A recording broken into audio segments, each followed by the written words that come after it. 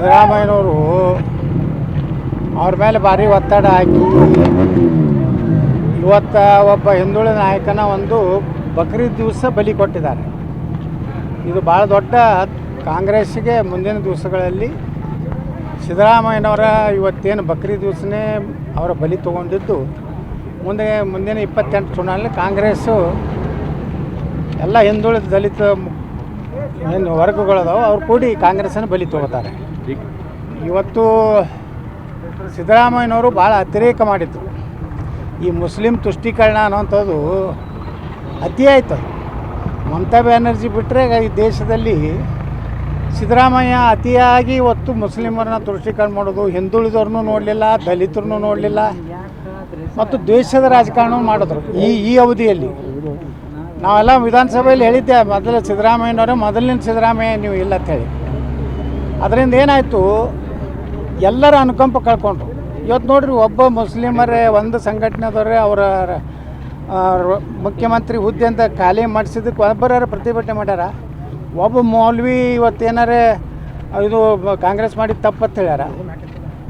ಅಂದರೆ ಸಿದ್ದರಾಮಯ್ಯ ಇವರು ಪೂರ್ತಿ ಮುಸ್ಲಿಮರಿಗಾಗಿ ಕಾರ್ಯಕ್ರಮ ಮಾಡೇ ಮಾಡಿದ್ರು ಕೊಟ್ಟೆ ಕೊನೆಗೆ ವಿಜಯೋತ್ಸವ ಮಾಡ್ತಾರೆ. ಅಂದರೆ ಅದು ಅದಕ್ಕೆ ನಾವು ಯಾವಾಗಲೂ ನಾವು ನೆನೆಸೋದು ಬಾಬಾ ಸಾಹೇಬ್ ಅಂಬೇಡ್ಕರ್ ಅವ್ರನ್ನ. ಅವ್ರು ಅವಾಗ ಹೇಳಿಬಿಟ್ಟಾರೆ, ಇವರು ಎಂದೂ ಈ ದೇಶಕ್ಕೆ ಹಿಂದೂಗಳಿಗೆ ಇವರು ಸಹೋದರ ತಿಳ್ಕೋದಿಲ್ಲ, ದೇಶಕ್ಕೆ ನಿಷ್ಠೆ ಇರೋದಿಲ್ಲ. ಇದು ಯಾರು ಅಂಬೇಡ್ಕರ್ 44ರಾಗ ಹೇಳ್ಯಾರ. ಇವತ್ತು ಸಿದ್ದರಾಮಯ್ಯನವ್ರು ನೋಡಿದ್ರೆ ಆ ಅಂಬೇಡ್ಕರ್ ಅವ್ರು ಹಿಡಿದು ಸತ್ಯ ಆಯಿತು. ಇವತ್ತು ಎಲ್ಲಿನೂ ಮುಸ್ಲಿಮರು ಒಂದು ಕಡೆಯೂ ಪ್ರತಿಭಟನೆ ಮಾಡಲಿಲ್ಲ. ಸಿದ್ದರಾಮಯ್ಯನವ್ರು ಇಷ್ಟೆಲ್ಲ ನಮ್ಮ ಸಮುದಾಯಕ್ಕೆ ಇವತ್ತು ನೋಡಿ ಇಡೀ ಕರ್ನಾಟಕದಾಗ ಅವರೇ ಅತಿ ಹೆಚ್ಚು ಮುಸ್ಲಿಮರು ಅದಾರ ತಳಿ ಪಾಪ ಕೊನೆಯ ದಿವಸನೂ ಅದೇ ಮಾಡೋದು ರಾಜಕಾರಣ. ಅದರಿಂದ ಸಿದ್ದರಾಮಯ್ಯನವರು ತಮ್ಮನ್ನು ತಾವೇ ಕಲ್ಲು ಹಾಕ್ಕೊಂಡ್ರು. ಅವ್ರು ತಮ್ಮ ಹಿಂದುಳಿದವ್ರಿಗೆ ತಮ್ಮ ಜನಾಂಗಕ್ಕೂ ಏನೂ ಮಾಡಲಿಲ್ಲ, ದಲಿತರಿಗೇನು ಮಾಡಲಿಲ್ಲ. ಎಷ್ಟೋ ದಲಿತ ಅಧಿಕಾರಿಗಳು ನಾನು ಹೇಳ್ತಿದ್ರು, IPS ಅಧಿಕಾರಿಗಳು ನಮ್ಮ ಸಮುದಾಯನೂ ತುಳಿತಾ ಇದ್ದಾರೆ, ಬರೀ ಸಾಬ್ರು ಅವರ ಕಚೇರಿಯಲ್ಲಿ ಅವರೇ.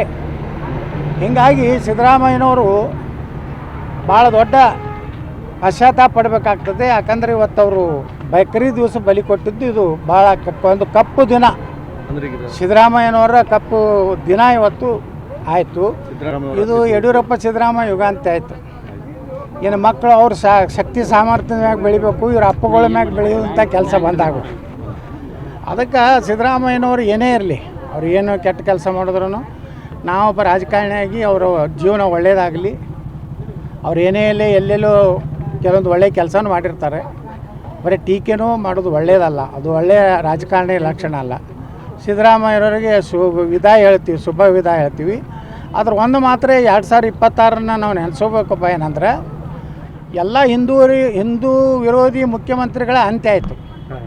ಕೇರಳದಾಗ ಅಂತ್ಯ ಆಯಿತು, ಪಶ್ಚಿಮ ಬಂಗಾಳದಾಗ ಅಂತ್ಯ ಆಯಿತು, ಕರ್ನಾಟಕದಾಗ ಅಂತ್ಯ ಆಯಿತು, ಮತ್ತಿನ್ನೊಂದು ಯಾವ ರಾಜ್ಯ ಅದು ಅಂದರೆ ಅಲ್ಲಿ ತಮಿಳುನಾಡದಾಗ ಅದೂ ಒಂದು ರೀತಿ ಹಿಂದೂಗಳ ವಿರೋಧಿ ಸರ್ಕಾರ. ಯಾಕಂದ್ರೆ ದೀಪ ಹಚ್ಚಲಕ್ಕೆ ಅಲ್ಲಿ ಸ್ವಾಮಿ ಅಯ್ಯಪ್ಪನ ಇದಕ್ಕೆ ದೀಪೋತ್ಸವಕ್ಕೆ ವಿರೋಧ ಮಾಡಿದ್ರು ಅವರು ಹಿಂದೂ ಸಂಪ್ರದಾಯಕ್ಕೆ. ಈ 4 ಮುಖ್ಯಮಂತ್ರಿಗಳ ಅಂತ್ಯ ಹಿಂದೂ ವಿರೋಧಿ ನೀತಿಯಿಂದ. ಇದು ಒಳ್ಳೆಯ ಬೆಳವಣಿಗೆ ದೇಶನಾಗ ನಡೀತಾ ಇದೆ. ಇವತ್ತು ಪಶ್ಚಿಮ ಬಂಗಾಳದಲ್ಲಿ ಏನು ಬದಲಾವಣೆ ಆಯ್ತಲ್ಲ, ಮಮತಾ ಬ್ಯಾನರ್ಜಿ ಇನ್ನೊಂದು ಅವಧಿ ಏನಾರು ಮುಂದುವರೆದಿದ್ರೆ ಪಶ್ಚಿಮ ಬಂಗಾಳ ಭಾರತದಲ್ಲಿ ಇರ್ತಿದ್ದಿಲ್ಲ, ಅಷ್ಟು ಕೆಟ್ಟ ಸ್ಥಿತಿ ಇತ್ತು. ಅದಕ್ಕೆ ನಾನು ವಿಶೇಷವಾಗಿ ಪ್ರಧಾನಮಂತ್ರಿ ನರೇಂದ್ರ ಮೋದಿಯವ್ರನ್ನ, ಅಮಿತ್ ಶಾ ಅವ್ರನ್ನ ಅಭಿನಂದನೆ ಸಲ್ಲಿಸ್ತೀನಿ. ಅವ್ರು ಬೇರು ಸಹಿತ ತೆಗೆದು ಹಾಕ್ಯಾರ. ಆದಷ್ಟು ಜಲ್ದಿ ತೃಣಮೂಲ ಅಂದ್ರೆ ತಳಗ ಅದು ಸಹಿತ ಈ ಮಮತಾ ಬ್ಯಾನರ್ಜಿ ಪಾರ್ಟಿ ಈ ದೇಶದಿಂದ ತೊಲಗಬೇಕು. ನೋಡಿ, ಈಗ DK ಶಿವಕುಮಾರ್ ಅವ್ರ ಪಾರ್ಟಿ ನಿರ್ಣಯ ತೊಗೊಂಡಿದ್ದಾರೆ, ಅದು ಅವ್ರ ಪಾರ್ಟಿ ನಿರ್ಣಯ ಇದೆ. ಇದರಲ್ಲಿ ನಮ್ಮದೇನು DK ಶಿವಕುಮಾರ್ ಮಾಡಬೇಕು, ನಮ್ಮ ಯಾರು ಪರಮೇಶ್ವರನ್ ಮಾಡಬೇಕು, MB ಪಾಲ್ರು ಮಾಡಬೇಕು ಅನ್ನೋದು ಆ ಪಾರ್ಟಿಗೆ ಬಿಟ್ಟಿತ್ತು. ಪಾಪ MB ಪಾಲ್ರು ಭಾಳ ಆಸೆ ಇಟ್ಕೊಂಡಿದ್ರು ಆಗ್ತಾನೆ ಅಂತೇಳಿ. ನಮಗೂ ನೋವಾಗಿದೆ ಅವ್ರು ಆಗ್ಲಾರ್ದಕ್ಕೆ. ಆದರೆ ಇವಾಗ DK ಶಿವಕುಮಾರ್ ಆಗ್ಯಾರ, ಇನ್ನೊಂದು 2 ವರ್ಷ ಅವಧಿ ಇದೆ, ಒಳ್ಳೆ ಕೆಲಸ ಮಾಡಲಿ, ಭ್ರಷ್ಟಾಚಾರ ಏನು ಮಾಡ್ತಿದ್ರು ಅದು ಕಡಿಮೆ ಮಾಡಲಿ ಅಂತ ಬೇಡ್ಕೊತೀನಿ ಅಷ್ಟೇ. MB ಪಾಟೀಲ್ ಕೂಡ DCM ಸ್ಥಾನ ಸಿಗುತ್ತೆ, ಕೊಡಲಿ, ಒಳ್ಳೆಯದಲ್ಲ, ನಾವು ಸಂತೋಷ ಪಡ್ತೀವಿ. MB ಪಾಟೀಲ್ರು ಉಪಮುಖ್ಯಮಂತ್ರಿ ಆದರೂ ಸಂತೋಷ ಪಡ್ತೀವಿ, ಮುಖ್ಯಮಂತ್ರಿ ಆದರೂ ಸಂತೋಷ ಪಡ್ತೀವಿ. ನಾವ್ಯಾಕೋ ಒಟ್ಟಿಗೆ ಕಿಚ್ಬಿಡೋನು. ನಮ್ಮ ಜಿಲ್ಲೆದವರು ಒಬ್ಬರು ಪ್ರತಿನಿಧಿ ಆದ್ರೆ ನಮ್ಗೆ ಖುಷಿ ಅಲ್ಲ, ನಮ್ಗೆ ಇನ್ನೂ ಅಷ್ಟು ಅಭಿವೃದ್ಧಿ ಕೆಲಸ ಆಗ್ತಾವೆ. ಈಗ 2 ಸ್ಥಾನ ಅದಾವ ಸರ್ ನಮ್ಮ ಜಿಲ್ಲೆಗೆ, 2 ಉಳಿತಾವ, ಒಂದೇ ಬರುತ್ತೆ. ಅದು ಗೊತ್ತಿಲ್ಲರಪ್ಪ, ಅದು ಕಾಂಗ್ರೆಸ್ನವ್ರು ಗೊತ್ತ, ನನಗೇನು ಗೊತ್ತಾ. ನಮ್ಮವರೊಬ್ಬರು ಉಪಮುಖ್ಯಮಂತ್ರಿ ಆಗ್ತಾರಂದ್ರೆ ಸ್ವಾಗತ ಮಾಡ್ತೀನಿ.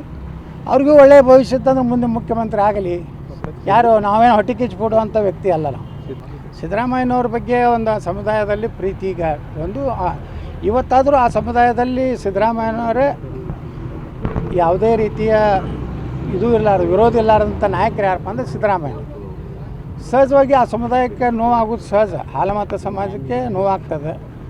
ಅದರ ಸಿಟ್ಟನ್ನು ಸೇಡನ್ನು 28ರಲ್ಲಿ ಆ ಸಮುದಾಯ ಈ ರಾಜ್ಯದಲ್ಲಿ ಡೆಫಿನೆಟ್ಲಿ, ಅಷ್ಟೇ ಅಲ್ಲ ಹಿಂದುಳಿದ ದಲಿತರು ಸಹಿತ ಈಗೇನು BJP ಏನು ಕಾಂಗ್ರೆಸ್ಸೇತರ ಓಟುಗಳ ಬ್ಯಾಂಕ್ ಇತ್ತು, ಯಾವುದಾವುದೋ ಕಾರಣಗಳಿಂದ ಕಾಂಗ್ರೆಸ್ಗೆ ಹೋಗಿತ್ತು, ಅದೆಲ್ಲ ವಾಪಸ್ಸು ಕಾಂಗ್ರೆಸ್ ವಿರೋಧಿ ದಳ ಯಾವುದೋ ಸ್ಟ್ರಾಂಗ್ ಇರ್ತೈತೆ ಅವತ್ತು JCB ಸ್ಟ್ರಾಂಗ್ ಇರ್ತೈತೋ BJP ಸ್ಟ್ರಾಂಗ್ ಇರ್ತೈತೋ ಈಗ ಹೇಳೋಕ್ಕಾಗೋದಿಲ್ಲ 2 ವರ್ಷದ ನಂತರ.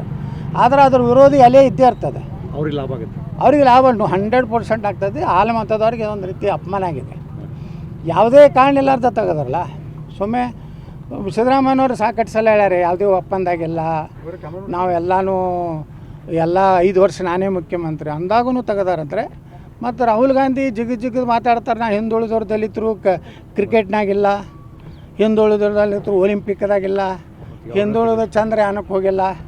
ಈಗ ಯಾರು ಹಿಂದುಳಿದವ್ರನ್ನ ತೆಗೆದಲ್ಲ ಅವ್ನು ರಾಹುಲ್ ಗಾಂಧಿ. ಹೀಗಾಗಿ ಏನಾಗೈತೆ, ಹಿಂದುಳಿದ ದಲಿತ ವರ್ಗಕ್ಕೆ ಒಂದು ಅಪಮಾನ ಮಾಡ್ದಂಗೆ ಮಾಡ್ಯಾರ. ಇದರ ಪರಿಣಾಮ 2028 ಚುನಾವಣೆಯಲ್ಲಿ DK ಶಿವಕುಮಾರ್ ಏನು ಲಗ ಹೊಡೆದ್ರು, ನಮ್ಮ ಉತ್ತರ ಕನ್ನಡದಾಗ ಅವ್ರದ್ದೇನು ನಡೀದಿಲ್ಲ.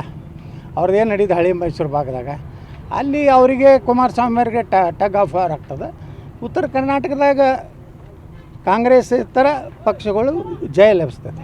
ಬಿಗ್ ಟಿವಿ ಕರ್ನಾಟಕ ಯೂಟ್ಯೂಬ್ ಚಾನೆಲ್ಗೆ ಈಗಲೇ ಸಬ್ಸ್ಕ್ರೈಬ್ ಮಾಡಿ. ಧನ್ಯವಾದಗಳು.